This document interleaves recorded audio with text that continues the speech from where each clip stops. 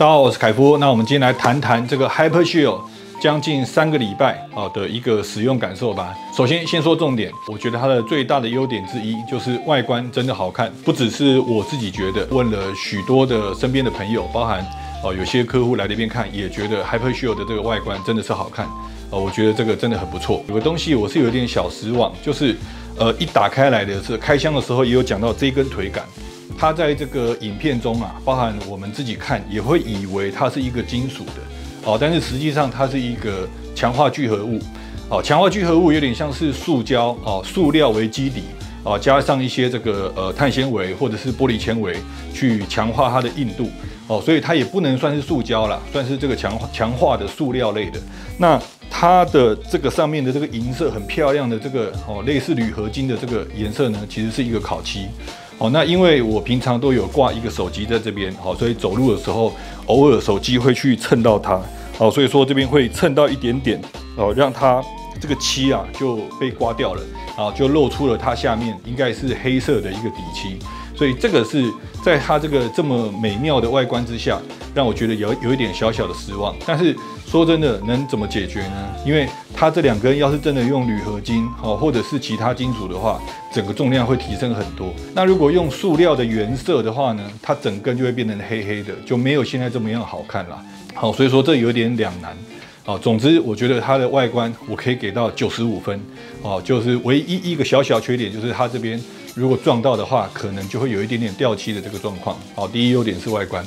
第二个让我觉得很不错的就是它真的很安静，已经不是说声音大或声音小的问题，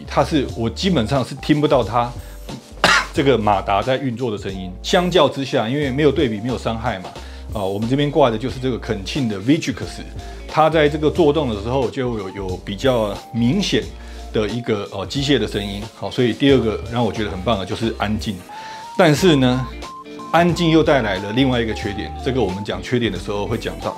然后接下来第3个，我觉得它的优点就是它的 APP 能够做的设定真的很全面、很精细，包含到它这个力道的设定，在 APP 里面是从0、1，然后之后从1以后，之后每5% 为一个间隔，可以一直加到25%，所以你今天可以设25、35或者是80，反正它能够调节的这个力道其实是蛮多的。然后再来是它的这个自动识别你的动作，在我看起来做动的还不错，在上楼梯、下楼梯或者是骑自行车的时候，它的这个动作判别算是蛮准确的。总之它的这个自动切换模式是不错的，那也是没有比较没有伤害。比较起来的话 ，Victrix 拍的话呢，它的这个标准模式、登山模式、运动模式跟健身模式是手动要去切换的，它没有这个自动切换的这个功能。这是目前 Hypershield 比较棒的一个，它会自动帮你切换这个模式。然后至于最重要的就是它有没有用这个功能，我只能说绝对是有用的。就是说有什么样的用呢？就是它确实能帮你做这个抬腿的功能。不过因为它就是一个髋关节外骨骼嘛，那这一点的话，只要是髋关节外骨骼，其实都要能够做到。好像这一点来讲的话，我就并没有说特别感觉是说，它抬的特别好还是特别不好。这个的话，我测试的感觉是跟之前的这个肯沁的这个拍，它的感觉是蛮类似的。所以说确实就是有这个抬腿的这个功能。然后至于它抬腿的时机好不好，这个我们等一下继续讲。可以往细的去讲。接下来我们也来快速的更新一下它的缺点。第一个缺点就是跟它的安静也有关系。我们目前是没有拆开看啦，但是呢，它这边这2块马达发热的这个情形真的是非常的严重，尤其是在你在做一些比较剧烈的运动像我在2个状况下有发生过热的状况，一个就是登山我一样去爬这个象山。然后爬象山的时候，我把力道调到最大也就是这个 Hyper Mode 它在 Hyper Mode 的状况下，大概使用了10几分钟你确实感觉到它的力量真的很大，但是马上就进入过热了。然后还有一个是骑自行车在骑自行车的时候，我为了测试它到底这个最大力道能多大呢？我一样把它这个开到 Hyper Mode， 然后这个力量调到100%，一样有过热的这个状况并且过热的时候回来的时候马上用这个红外线测量温度的这个器具去测试，它这边内侧的温度高达47。虽然说呢，它一开始在穿戴的时候，这2颗电机，因为你可以用后面的这个腰杆去调整它的宽度，所以理论上你是可以把它调宽一点，去让它远离掉你的髋部，以至于这个热的地方是不会跟你接触的。但是有一个状况下，就是你那时候是在骑脚踏车，所以脚会稍微开一点。当你在做这样做动的时候，其实多少还是会碰到一点。所以说这个过热的这个现象呢，我在想可能跟它电机安静也是有关联的。因为当然我一开始是猜想是说，它是不是里面是没有齿轮的，里面没有减速齿轮，所以它就是一个直驱的这个无刷电机，所以导致它的发烫特别严重。那因为 VGX 拍它有很明显的这个机械齿轮运作的这个声音，所以会不会它因为是这样子，它的这个发热比较没那么严重？不过这个因为我们没有拆开来看里面结构，所以也不好说。那总之结论就是它的发热问题确实是一个比较大的问题。然后至于要怎么样防止它发热，就是说有没有办法去调整，其实也是有办法。那这个的话，等一下我们进 APP 里面可以详细的讲。这是第一个我们感觉到比较大的一个缺点。然后接下来讲到第二个，就是呢，这也不能说是缺点啦，或者是说优点，这就是一个特点，就是因为你看它是不是很好看？因为它把这个电池跟这个主机的部分放在背后，所以说前面看起来非常的清爽，那后面看起来呢也不会很突兀啦。但是这样有什么缺点呢？就是当你要穿着它去做一个坐下的动作的时候呢，后面就会感觉卡卡的。那我个人感觉是，就是说吃饭或者是有时候坐计程车，反正任何你的背本来可以往后靠的这个场合，它就等于这个东西就顶在后面。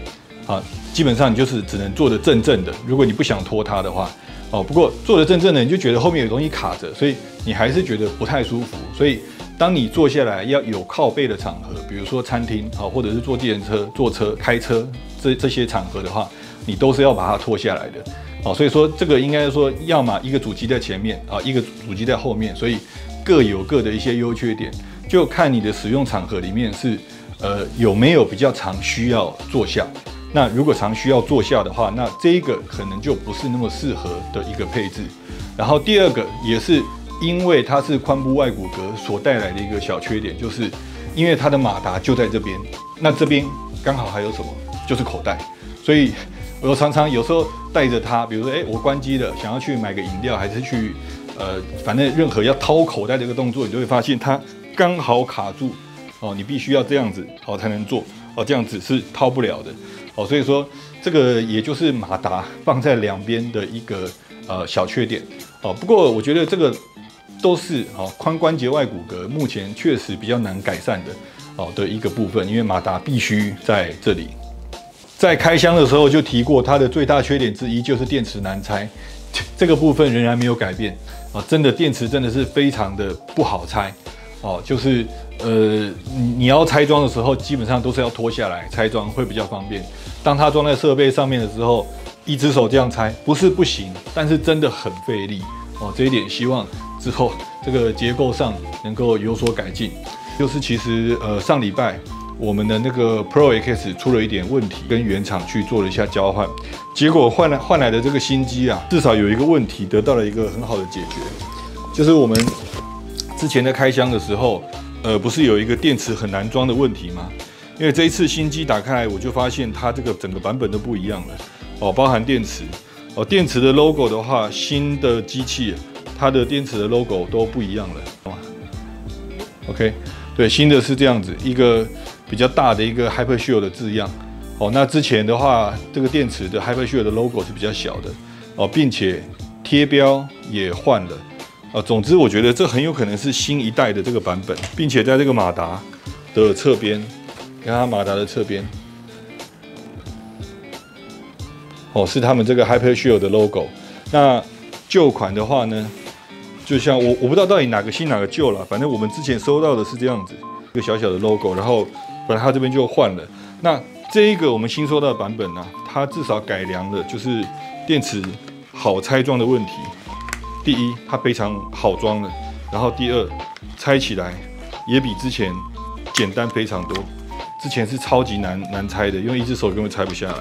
哦，现在这个就变得非常好拆装。哦，所以我们是有这样的一个发现啊，包含它这个型号印的位置也不一样了。之前的型号的话，其实应该是印在横杆这边、腰杆这边，然后现在的它把这个型号印在了腿杆这边。我是觉得这应该是新的版本啦。好，那我也不知道它到底现在发货是怎么样去分这个新旧版本。好，总之有这么2个状态。那如果这个是之后的所有的所谓的新的版本的话，那确实电池难拆装的问题就解决了。不过像这样子的改版，他们官方都没有发布任何的，比如说新改版的这个消息，反正他们就是默默的一直在做软硬体的这个升级嘛。所以说，如果现在有要购买的话，建议也是多问一下原厂说，那我目前买的话拿到的是什么样的一个版本什么就是光看电池跟这个电机以及这个型号写的位置就知道了。OK， 那就这样子。那好，那除此之外就比较没有什么比较明显的缺点了。好，那我们现在来打开 APP， 好来看一下。好，我们一样打开 Hypershield 的 APP， 然后我现在身上穿的这一款是 Go X， 好，我们开机，好，然后已经连接，好，我们来详细讲一下吧。好，第一个电量92%，这个电量显示蛮准确的，这个没有问题。好，然后接下来这边有这个各个模式，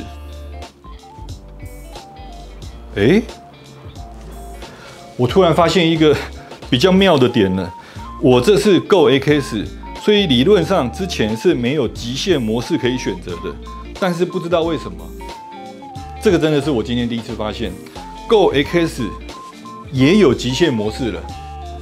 它也开通了这个极限模式，所以这蛮妙的哦。那这就代表说这个 X Go 跟 X Pro 2个又更相近了。这个我可能要问一下原厂，因为确实之前在看这个介绍啊，包含我之前在使用这个 Go X 的时候，我很确认它是没有极限模式的。但是今天我一看，它就突然间有了极限模式。OK， 那我们剪片剪到一半呢，又做了一下测试啊，因为刚好我们有不同的同仁有不同的手机嘛，问了一下原厂，原厂说这是个 bug， 但是这个 bug 呢，一直到今天今天是9月17，它用我的 APP， 我是安卓的手机，这个 Go X 仍然是可以用所有的这个模式的 HyperMove， 所以我们实在是搞不懂说目前这个 Go X 到底是能够用 HyperMove 以及所有的动作视频模式，到底是一个 bug 还是怎么样一个问题不过就是各位如果有考虑要买这个 Go X 的版本的话，可以再问一下官方，看一下他们对于这件事情的说法是如何因为我们现在也非常的困惑也不知道这到底是怎么一回事。OK， 那所以 Go X 多了4个模式。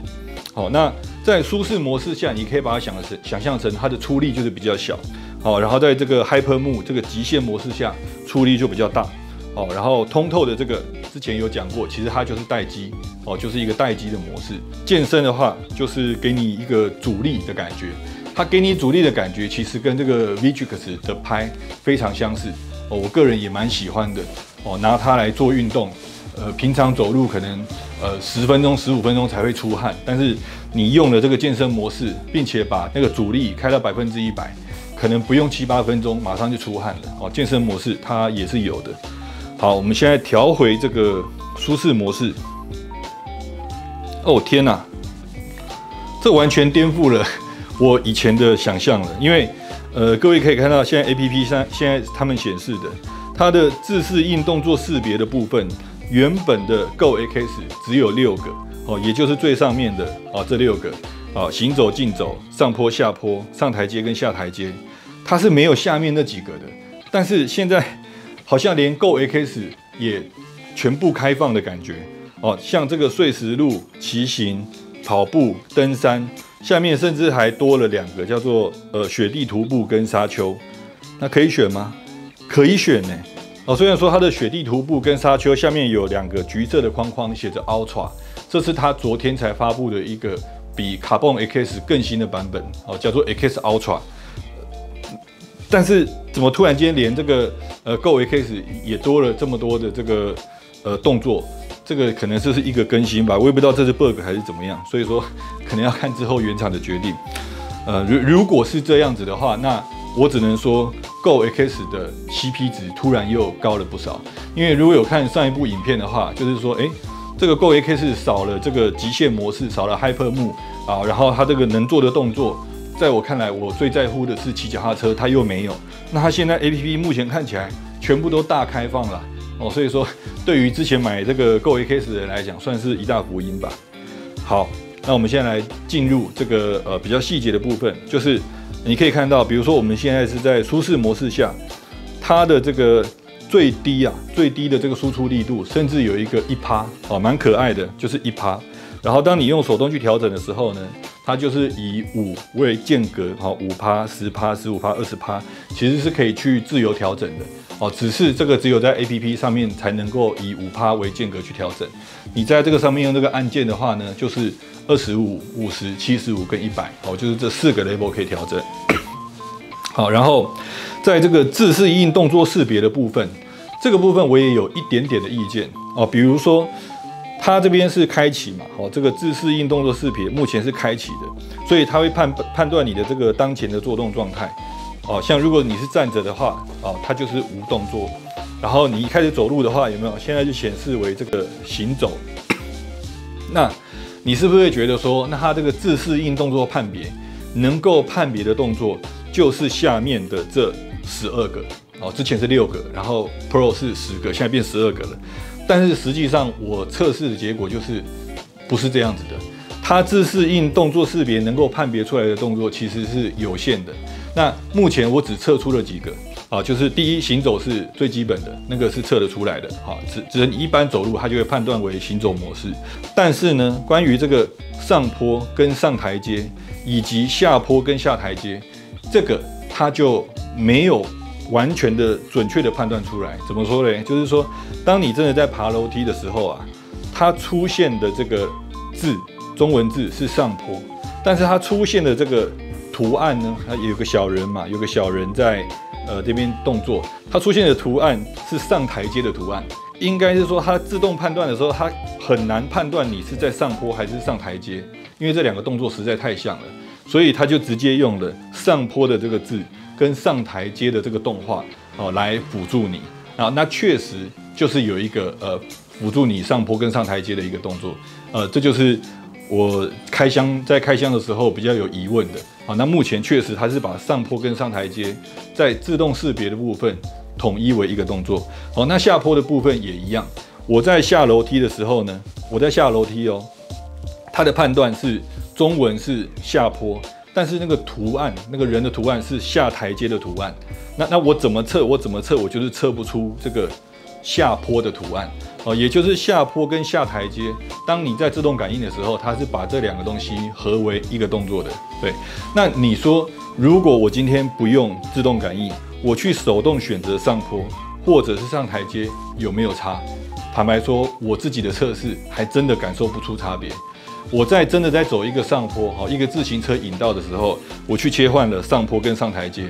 然后我在爬楼梯的时候，我也去切换了上坡跟上台阶，我的感觉是确实感觉不太出来。但是这个地方又有一个不一样的比较细节的部分，就是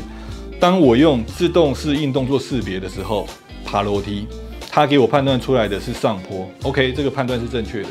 但是它给我的力道呢，会比较小一点。相较于什么？相较于我把这个自动判断关掉，我直接去选上坡，或者是选上台阶，它给我的力道会大一点。所以我也不知道为什么会有这个差异。反正测试的结果就是这样子。哦，也就是说，如果你真的是在爬山或者是爬楼梯，你需要更大的力道的话，你可能不是用它的这个自适应动作识别，而是用手动选择。那不论你是选上坡或上台阶，它这两个的力道都会比它自动判断你在上坡的时候来的力道更大一点。哦，这个是一个比较复杂的部分，我不知道各位能不能理解到。好，然后下坡跟下台阶呢，确实也有一点不一样。就是说，如果你用自适应判断的时候，然后你在下楼梯，它确实会给你一种有一点像健身模式的时候的阻力。就是当你一只脚要抬下阶梯的时候，我感觉它有隐隐约约的有一点压力去帮你往下压。哦，这个也就是说，我之前在测试这个 VGX 也好，或者是这个 Hypershield 也好，我都觉得这个健身模式，也就是阻力模式，是最适合下坡的哦，因为它可以给你一个往下的阻力，防止你在下坡的时候大腿往前甩。那你这部分省下来的力量，就可以拿来更缓慢的下坡，以去稍微减轻一下你膝盖的负担。好，这个是它下坡的感觉，确实是有，但是呢，它不论是自适应动作识别去判断的下坡，或者是你手动去点的下坡，或者是下台阶，这两个的这种给你阻力的效果都没有比健身模式来得明显。我个人觉得，下坡的话，或者是下楼梯的话，直接把它开到健身模式，它给你的阻力会最大，在下坡的时候会是最省力的。OK， 那这是这几个模式，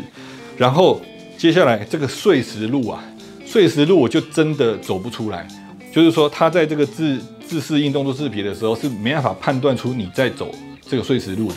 然后当我把自动判断关掉，手动去选择这个碎石路，我也坦白说感受不出多大的一个不一样啦，就是相较于这个行走体感感受不出有什么样的一个不同。OK， 那接下来讲到这个骑行模式，那骑行模式就是它自适应动作识别能够判断出来的一个模式。哦，也就是说，你只要穿戴它哦，然后直接骑脚踏车，踩大概第2圈、第3圈开始，它就能够准确的判断你在骑脚踏车，并且也给你相对应的一个适合的一个助力。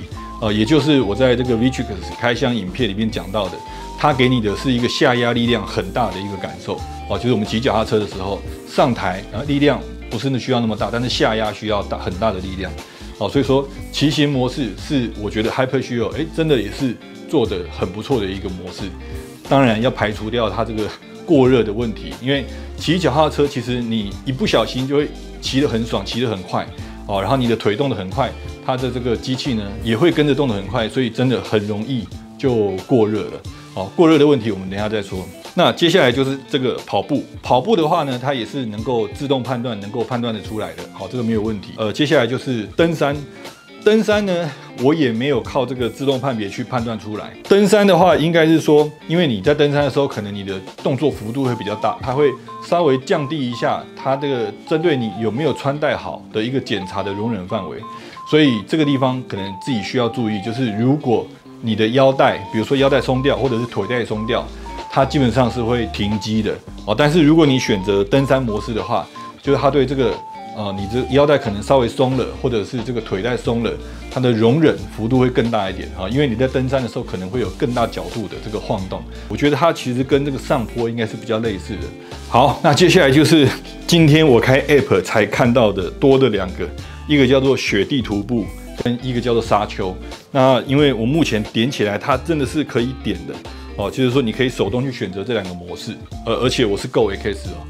所以说，但是因为今天才更新，所以我还没办法测试，所以动作识别的部分就大概是这样子。然后我们现在来进入到这个 Motion Engine， 就是这个部分啊，其实我在测试的时候头也是非常的大，就是说它能够设定的东西太多了，然后它的解释呢又不是说非常的清楚，所以有时候会不太了解它的这个每一个功能的设定代表什么意义，然后也是花了很多时间。才去这个慢慢稍微的有点了解啊，这边跟各位稍微讲一下。好，我们呢回到这个首页。好，那我们点进这个 Motion Engine Pro。好，那第一个呢是这个助力回应速度它的文字描述是调整助力回应速度可以优化人机同步体验，提高可以使回应提前，降低会使回应延后。这是不是听起来有点绕口？我这边就跟各位这样说好了，原始设定的时候其实应该是0%，应该是位于刚好中间就是这个不快也不慢啦。那如果说你把它调到最低就是降100%，就是说你在做抬腿的这个动作，但是理论上它会跟着你这个动作，还判断你在抬腿了，它就给你力量嘛。那这个时候如果你把它调到这个降100%的话，你就会觉得它有一点 delay。就是你已经抬了，但是可能过0.1、0.2秒以后，这个动作才会跟上。那如果相反的，你把它提高到加100%，也就是说，它只要稍微震动到侦测到你有在做这个动作，它是以最快的时候、最快的时间、最短的时间内，去给你这样的一个助力。如果你是在做一个比较高频次的，比如说骑自行车，或者是跑步这种，你的两腿动作比较快的状况下，你必须把这个助力回应速度调高，因为你的动作非常快，所以说你希望它99.9%的去跟上你的动作，那这时候你要调高。那你说你一般在慢慢走路的时候能不能调高？其实当然也是可以调高，但是你的感觉就是它会有一点神经质，就是有时候你可能只是稍微慢慢的走动一下，但是因为它给你的助力跟得太快了，所以会让你感觉有一点你被它带着走的感觉。所以说我是觉得，如果一般正常的状况下，把它调到0就可以。那什么样的一个状况下降低它的回应速度呢？我个人目前的感觉是，针对有一些行走比较迟缓的人，比如说我也把这台机器给我父亲使用，然后当然也有一些比较长辈，可能肌无力，或者是有一点这个其他这个症状导致他走路走不快的这个朋友来试用。对他们来说，可能就是回应的速度稍微慢一点，带给他的感觉会比较柔和。你可以把它想象成，当你动作快的时候就调高，当你动作慢的时候就调低，大概是这么样的概念。然后第二个叫做过热保护控制，这个就比较有趣了。一开始我记得，当我拿到的时候呢，它的预设值是78%。然后如果你看它的文字是怎么描述的，调整过热保护的灵敏度，从以性能为主到以温控和安全性为主是100%，所以说当你调到0的时候是性能为主，然后到100%的时候是以安全性为主。更高的值可以降低发热，但可能会限制这个系统的性能。就是它的文字是这样描述，但是呢，它在调整的时候，是完全相反的一个描述。就是你看比如说我把它调到0，它出现的是温控阀值已更改，更高的设置会增加过热风险。而更低的设置可能限制高温环境下的性能。这个地方它调整以后的解释，跟它对于这个功能的解释，不是刚好相反的吗？理论上，如果按照这个一开始它的解释，当我调到0的时候，也就是过热保护为0，过热保护为0，那代表它不做过热保护。所以说，当你调到0的时候，它就是你狂超它就是疯狂的出力。然后过热了，它也不管，它就是继续的给你出力，然后这时候你的电机就会非常烫。那我记得就是有一次在骑自行车在做测试的时候，我就把它调到0，那就发烫到它整个就是当掉了，就是过热，然后不再运作。所以说0的话其实是把过热保护关掉，但是你真的在操控这个，比如说你把它调到0的时候，它是跳一个视窗，它跳的这个视窗的描述就是错误的。你看。更高的设置会增加过热风险，而更低的设置可能限制高温环境下的性能。所以这个地方的文字其实应该要改一下。然后你看如果我把它从0调到100%，这时候其实应该是说，你把它调到100%是，它会最大程度的限制你发热但是限制你发热，也就是说，当你只要快要到发热的时候，它的这个出力就会变弱了。所以就没办法100%发挥它的这个力量，但是它的温度这个过热的状况会改善。但是它跳出来的视窗写的是什么？更高的设置会增加过热风险。那实际上而更低，反正就是完全相反的啦。所以那到底以哪个为主呢？跳出来的这个视窗是错的，然后当前的这个描述对于这个功能的描述是正确的。所以这边就来了，就是我之前讲的这个过热的这个问题。也就是说，当你真的需要非常非常强大的力量的时候，你可以把它的这个过热保护给关掉，也就是调到0。那在这段期间，它确实是给你非常非常强大的力量。这个我有跟这个 Victrix 拍比较过，它的这个瞬间力量是真的非常强，但是呢又非常容易过热。然后一过热以后，先不说这个可能会烫到你的髋部，它基本上就是直接停止运作了。那停止运作，我们那时候大概等了5分钟到8分钟吧，它才会慢慢的降温。那但是你说你能不能避免过热？可以，那你就是尽量的把这个过热保护控制调高一点。那确实，它只要在快要过热的时候，它自动就会降低你的效能，也就是它的效能没办法完全发挥。所以这听起来是不是有一点，就是说，它给你一个弹性的空间，你想要瞬间的发力，那你就要承担过热的风险。好，这个都是由你自己去决定的。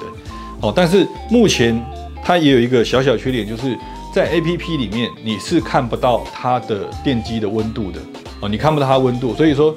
像有时候我会觉得说，比如说50度是过热，那我现在是几度？那我就可以根据我现在的这个温度去判断说，那我还需不需要这么大的力量？但是目前 APP 是没有显示温度，啊，也没有判断说，你在这个动力的输出下，再多久它就会过热，或者是在过热之前有一个什么样的提示？目前是比较缺乏。那它给了你一个相当大的弹性，但是相对的也要求你使用者，你要懂得去调整这个东西。当然，如果你什么都不管的话，我会觉得你就让它保持原厂的设定，原厂设定就是78%，其实就是比较防止你过热而降低你效能的一个设置。这个东西喜不喜欢就看个人咯。一开始的时候我会觉得很讨厌，我是说这个东西怎么会热到你直接当掉，没办法运作，我有点不喜欢。但是我后来想想看，确实有时候你确实是需要它瞬间短时间之内给你一个超载，给你一个 overload 的一个超强性能但是不要维持太久那你就不会过热了嘛。那我觉得还有一个点的可能性，就是因为 Hypershield 这个产品从目前它要打的市场来看，很明显就是北美嘛，北美或欧洲，包含它的影片里面有出现很多这个雪地的场景。那你想那种场景就可能是0度-10度。那我们台湾，你知道我们亚热带地区的话，像我在测试的时候，室外温度是34到35度，而且那时候的体感温度是44到46，本来就是一个很炎热的状况下，所以过热的现象就会更严重。那如果是针对它的这个目标市场，就是以北美来讲，或许在-10度的时候，你就算把这个过热保护关到0，可能你怎么操它，因为外面有-10度去冷却嘛，它也不会过热。所以说这个是可能也是跟那个拍的设计的这个有一点不一样啦。包含你看 Hypershield 它的这个抗寒电池，这个 Go X 是-10度嘛，然后这个 Pro X 是-20度嘛，然后昨天才刚出的这个 Ultra X 好像还可以再更冷吧，反正它的一切的这个设计好像就是往这个低温度的这个市场去使用的但是偏偏台湾就是属于冷也就10几度偶尔出现个位数然后大部分的时间就是那种20几30度所以说可能这个产品本身也是有一点地区属性的这是它的这个过热保护的部分然后至于这个陡坡缓降呢，坦白说我也有测试，但是我没有感觉到它很明显的什么样的不同。可能有一点点不同啦，但是毕竟是我这个下坡的时候，我有试着去开它跟关它，没有感觉到太大的一个差异。但是我在想，这个陡坡缓降，因为它的文字描述是，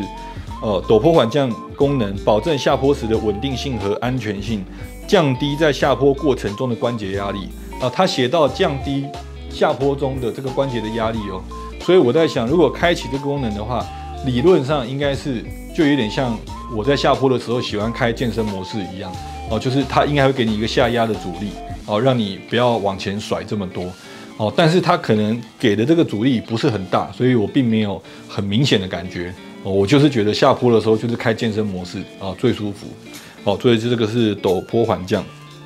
然后还有一个叫做低速稳定控制，它的文字描述是什么？低速大扭矩模式可以允许用户在慢速运动下仍可以提供平稳有效的助力体验这个我感觉是比较有感的。这个有点怎么形容呢？就是说如果你没有开这个模式的状况下的话，如果你动作很慢理论上它就是给你比较小的出力因为你动作慢嘛，所以它相对的这时候出力也比较小。那如果你开了这个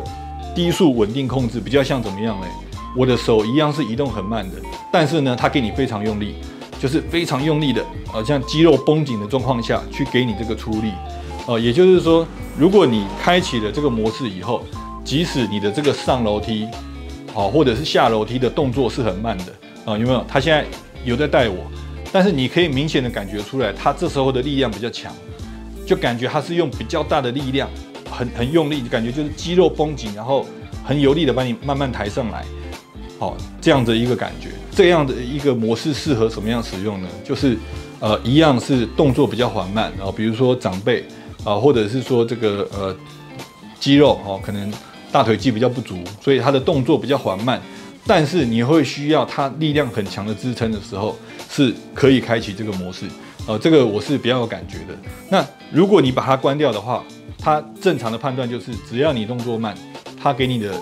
那个力量辅助就比较轻。那相对的，你的这个大腿自己要出的力量就比较大。好，那如果你开启的话，就是即使你是慢慢的，但是它给你的力量是大的，但是速度不会快。这个原理是有一点不同的。你就是把它想象成是这样子慢慢的但是很放松的感觉，跟你一样是很慢，但是非常紧肌肉非常绷紧，给你很大的力量的这个感觉。然后如果呢就这边怎么样去搭配这个模式呢？如果说你在这个前面比如说你在舒适的部分你把它这个动力调到100%，给你上坡的时候。我假设会是就是100%的动力，但是如果你在这个100%的这个动力输出下，你再去开启它的低速稳定模式并且把它的这个LSSC 增益调节，也就是它这个输出你的这个力量调到最强的话，那它又会超越原本的100%就是说，虽然你现在是在 Eco Mode 的100%，但是你在开启的这个功能以后，它又会再加强个可能20%到30%，给你感觉甚至有一点在 Hyper Mode 的感觉了。但是开的时候，它其实也会提示你就是当你点问号的时候，这边会有一个关于这个功能的一个提示，就是由于长时间低速运行，此模式可能会导致这个装备温度上升，并且缩短电池续航。就这个很好理解啦，反正就是你开了这个加力模式，我们把它叫做大扭矩模式以后，它的这个续航又会变短了，然后发热会更严重。好，然后之前的话是因为我在上山的时候，在爬山的时候还没有开这个模式爬山过，所以还没有测试到底它的发热会多严重，会缩短多少续航，这个确实还没验证过。那就是这个功能的一个描述。我觉得对于一些就是动作慢一点，但是又需要很大力量去辅助的使用者来说，这个功能确实是还不错的。好，然后接下来就是这个扭矩平衡，其实就是左脚跟右脚的分配。当一开始的时候就是左右脚平均分配嘛，就是设定的时候是在0，然后当你调到右100%的时候，你就会感觉到，右边的力量很明显的会比左边强。但是它并不是说，我把它调到这个右100%，那左边就完全没力并不是，它左边还是会有动力，但是右边的动力明显会比左边来得大，所以它并不是一边关闭一边有，它其实也是两边都有，只是右边会比左边大。那大多少呢？上面没有写，我个人觉得是大30%到40%左右。所以说，如果你是其中一只脚比较没力，另外一只脚比较有力，你想要给那个比较没力的那一只脚更多的一个力量的话，就可以靠这个左右来做调整。然后下一个功能是状态指示灯的亮度调节，它其实就是这个的亮度啦，这颗灯的亮度，那预设都是53，我觉得这个是不用特别去动它，除非你是在大白天太阳非常大的状况下，你可能看不到指示灯那如果是这样的话，可以把它调到最亮就真的是非常亮。这4颗 LED 灯预设的话都是调在50。然后在下面有个叫做隐身模式，听起来很帅，对不对？其实就是把你的 LED 灯关掉而已，就是你开启这个模式呢，你只要一段时间没有去按按钮，它这个灯就会灭掉。OK， 这算是一个蛮精致的一个小设定。好。那接下来讲的一个是触觉回馈，触觉回馈其实是什么呢？他讲的这个文字都很高深其实就是震动啦。那之前我上一部在开箱 Hypershare 的时候就有讲到说，它给你的回馈不是很明显那时候我们还不知道它有触觉回馈我以为它就只有这个 LED 灯的灯号比如说把它降低它的这个助力，点3下，它就点3下，然后它的灯号就从4颗灯变成3颗灯嘛。那时候因为可能也没有太多的去注意，所以确实它在增加或者是降低，总之你在用这个按键对 HyperShield 下指令的时候，它是会给你震动一下，就像你手机稍微这样震动一下的感觉，去作为一个回馈，让你知道说，你这个指令我有收到，并且执行了。然后这边是可以去调整它的这个震动的这个强度。当你知道它有这个功能的时候，你再去调它，2下，有震动。如果没有特别说，或者是你那时候可能在做一些比较剧烈的运动的话，这样的震动可能会被忽略掉啦。所以说我觉得它的回馈呢，还是比声音稍微差那么一点但是也有可能有些人就是更喜欢这种比较低调比较不做声响、最低限度的回馈这个是它震动的这个调节。然后我是习惯把它调到强因为它给你的回馈会比较明显让你知道，你按了一下，确实模式有切换了，你再按一下，模式又切换回来了这个是回馈强度调整的部分。好，然后我们讲最后一个功能，叫做对外放电功能。这个功能我真的是要讲一下，刚刚缺点的时候没有讲到，因为我觉得它可能也不是一个很大的缺点，但是它就是有一点不太妙的地方，就是当你以为它的文字描述是对外放电功能嘛，然后对此功能允许设备的电池向外放电，能够作为连接设备提供所需要的电量。那讲白一点就是，好像是你开启了这个对外放电功能，然后你就可以插一条Type-C 的线，它的充电口在后面，就从这边拉一条线，那就可以给你手机充电了那你就可以边登山，然后边这个为手机充电，或者是骑自行车都可以用，对不对？你的想象是这样子。因为 Vigix 确实就是这样做的，而且它没有去说什么可以打开关闭这个功能，它就是你 USB 插上去，然后插上手机就可以动了。但是呢，当我真的有一次需要这个功能，因为我手机快没电了，好，然后我那时候在骑脚踏车，然后我把线插上去，再给它手机一插上去呢，马上发生一个很好笑的状况，就是当你用 HyperShield 在为你的手机充电的时候 ，HyperShield 本身是不能作动的。这就非常的奇妙了，就是当你要用这个为手机充电的时候，它是不能动的，所以它变成是一个充电宝，不能作动的机器然后你要把它线要拔掉就是它没有在对外放电的状况下，它才能正常运作。所以这个就对我来说就很不实用了嘛。我们希望的就是它这个机器在作动的时候呢，照样这个 USB 线依然可以给你的手机供电，这才是我们想象中的。但是 Vigix 或者是有一些其他，比如说 Segway 的电动滑板车，比较高阶的系列，上面也有附你的 Type-C 的放电口它也不是说你插上这个 Type-C 为手机充电以后，滑板车就不能骑了。那我要这个孔有什么用？这是不是这有点没有意义啦？所以我觉得这可能未来会通过一些这个 OTA 去 update、去更新、去修改这个功能吧。好，那讲的是不是很多？就光它 APP 里面这个自定义 Motion Engine 的部分，是不是听得让你觉得很头大？确实，因为我一开始的感觉也是这样，我就觉得这个又很复杂，然后它这里面的这个解释文字，不能说它错，它其实也是蛮精准的。除了这个过热保护控制的部分，它100%是错的，但是就让你觉得这就是一个英文翻中文的一个精确翻译，但是就是有点没那么口语化啦，就是我们每次看都要自己去思考，然后去实际验证以后才能理解所以说我觉得它的这个本地化可能还可以再优化一点，但是呢，好处就是它真的能够针对每一个这台机器的性能去做很精细的调整，前提是你要能懂并且愿意去调。那我觉得这不能说是缺点或优点，对每个人不一样，可能有些人觉得它超棒。这个功能我可以针对它做很多不同的调节，我觉得超棒的但是有些人可能觉得，我就希望穿上去它就能够懂我一切所想，我不希望去调那么多东西。那确实这个就是 HyperShield 跟Vigix 一个很大的一个不一样针对的是不同的人群，我觉得就是产品特色，无所谓优缺。好，那我们这边就把它的这个 APP 基本上就讲完了。那至于它的 APP 里面的这个统计跟这个个人资料的部分，我就没有太去看了就基本上统计的话，就是看你每天的这个步数嘛反正我是觉得这个地方可能没有太大的用途啦。最大的这个重点还是在于第一个部分这个设备设定的部分。好，那我们要来做这个总结啦。不过突然他今天官方给我突然搞这一套，突然间让我之前做的总结，所有的评估全部都更新了。简单来讲就是，如果是今天以前的话，我会说，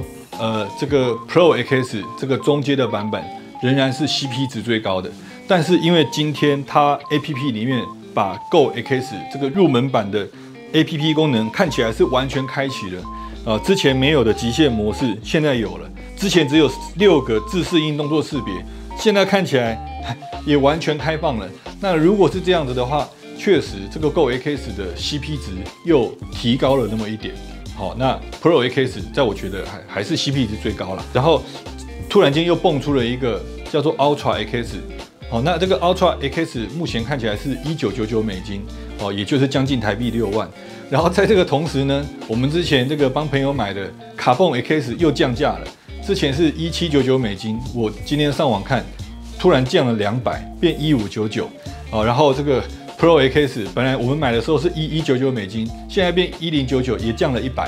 然后最入门的这个X Go 从999直接变899了，天哪！我才买没1个月。直接给我直降100跟200，好，然后就可能为了要让它这个最新出的这个 Ultra X 做出区别吧。反正 Hypershield 有4个版本啦，啊，在我看来这4个版本都不错。然后这个 Ultra X 还没有研究，所以说没办法给判断。OK， 那这个 CP 值的部分是这样，那使用的体验上呢，总体来讲还是很不错的哦。当你需要它这个给你助力的时候，它能给你这个很不错的这个力量，然后它的演算法也非常的准确，基本上走楼梯在走到第2阶、第3阶的时候，就判断得出你在走楼梯，能够适时的给你这个不同的模式，那跟那个 Vitrix 拍来讲，的话，它是不用去手动去做切换的，然后这个拍的话是需要手动做切换，我觉得它的智能化的部分也是真的做得很不错，所以整体来讲，我觉得它也算是一个蛮成熟、很不错的一个产品。那只是说它在使用的人群上面有相当的这个切分啦。如果你对于以上讲的这个 APP 的设定都听得不飒飒，或者是说你觉得它这个单一颗按键要去做这种模式切换，然后这个力道切换，然后会觉得有点复杂的话，那可能就不太适合这个产品。如果你的使用的这个温度就是在台湾，一样很热的话，那你可能要接受就是不能做太剧烈的运动。你做太剧烈的运动，或许瞬间它可以给你很大的力量，但是那这个你操它没多久大概15分钟、20分钟就会过热了。那如果你把过热保护调得严格一点，那就相对的它比较不会热到宕机。但是呢，原本要给你的很猛的输出也就没有了，所以我觉得这是也是要考量的地方啦。如果你用的环境一直都是很热，然后你又想做很激烈运动的话，它的持续性可能不是那么强。OK， 那这个就是关于这个 Hypershield 好的现阶段的感想因为这类外骨骼的东西，坦白说真的是5天一小变10天一大变，就是它的变化实在太快了。每一个版本的这个硬体跟软体包含这个 Vitrix 也好，包含其他正在做的厂商也好，每天工程师可能都不断的在优化一些使用体验优化这个硬体或者是软体，所以这个只能说是我用到目前目前今天是9月9号从8月初8月中拿到一直到9月9号这段期间的一个使用体验。然后我相信他们未来只会越做越好，不论是这个 Vitrix 也好 ，Hypershield 也好，大概都知道他们的这个问题跟优化的方向。那如果你对这类产品有兴趣的话，那欢迎再到我们瑞德来现场做这个试用跟体验。那上一部影片也有讲到，其实 Hypershield 目前是没有给经销，所以说我们拿不到所谓的进价，所以也没办法卖但是目前的话，我们如果你是要来，你打算要买，但是你想要来，不知道自己合不合适，你想要来店里面测试一下，没关系，这个可以的，我们免费的，你可以过来体验。然后如果你觉得来那边体验个10几20分钟，不能够